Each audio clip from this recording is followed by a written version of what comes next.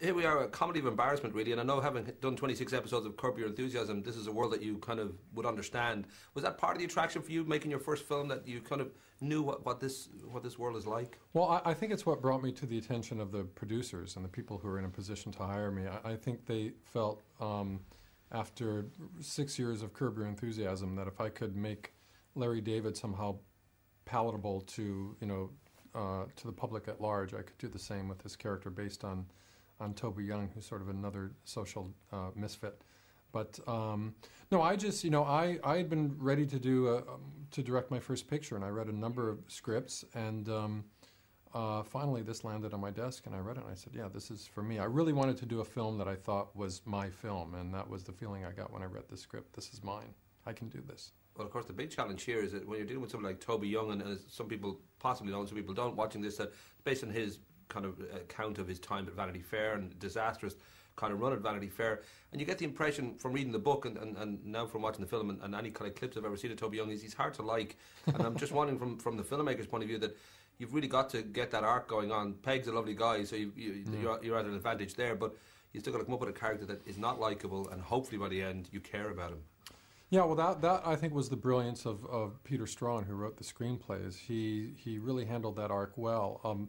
The movie deviates quite a bit from the book, and that the book is it's really a series of anecdotes about how Toby screwed up at Vanity Fair until he was fired.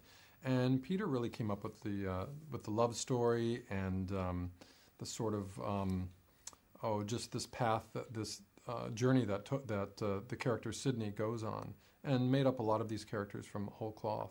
And I thought he did a great job with that. But seeing here we are now, I've kind of forgotten what you asked. But just trying to make the guy likable. We can go back and edit. Yeah, just making the guy likable. Yeah. Well, yeah, and what's interesting is that everybody in this film starts off being one thing, or we have a perception about them, and then something happens, we see a little bit of what's underneath, and we see there's more than meets the eye, and that certainly happens with the Sidney character.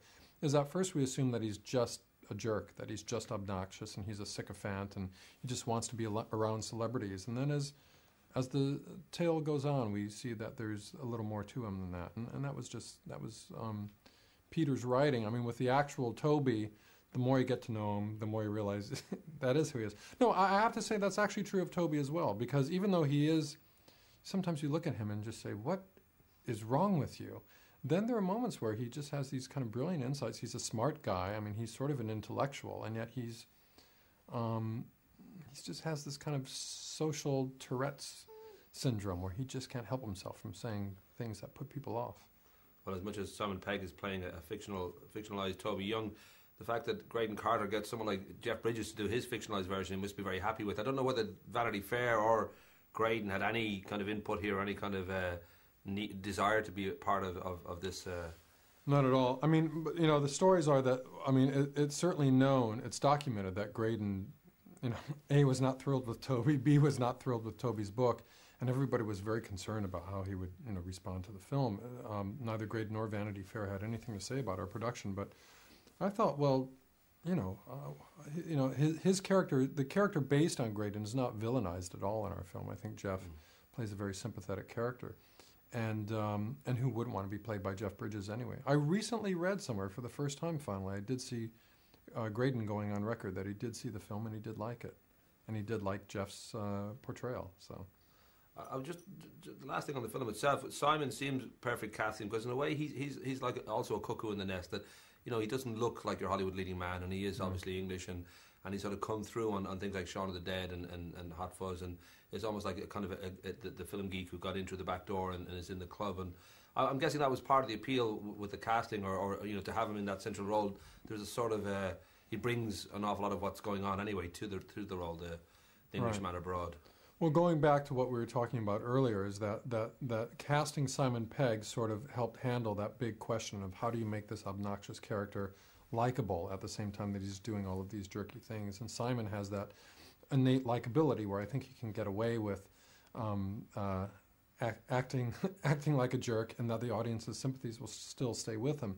But yeah, there is that element too, that Simon, he is a geek made good. I mean, he is a fanboy who loves movies and loves that world, and he gets to be in movies now. So there is that that sort of, I don't know, kind of this excited little boy quality about him that comes through, and it's quite real. Because in real life, when I would call him up and say, we just got Jeff Bridges to do the film, or Kirsten Dunst is going to play your love interest, he was so excited. He couldn't believe that he got to, meet these people and work with them.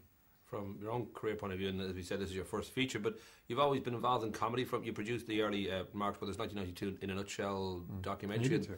Oh, 82, there you go, even further back. I'm 74 years old. There you go. 49, isn't it? Yeah, something like that. There you go. But then also the Oscar-nominated Lenny Bruce and documentary, Billy Crystal, and obviously Curb Your Enthusiasm. It's always been comedy. Is that?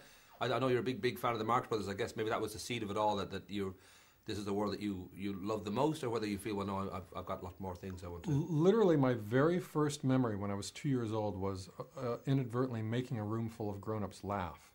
And I remember the moment looking around going, wow, what was that? I want to do that again. So, of course, there was the class clown stuff, which got me in quite a bit of trouble in school.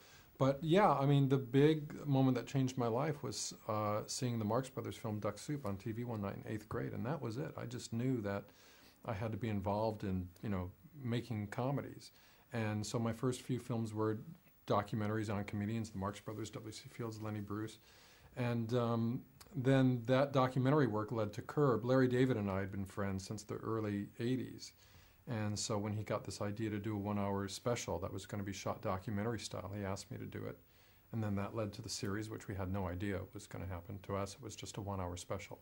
And the series led to the movie, ultimately. So it's been a long road.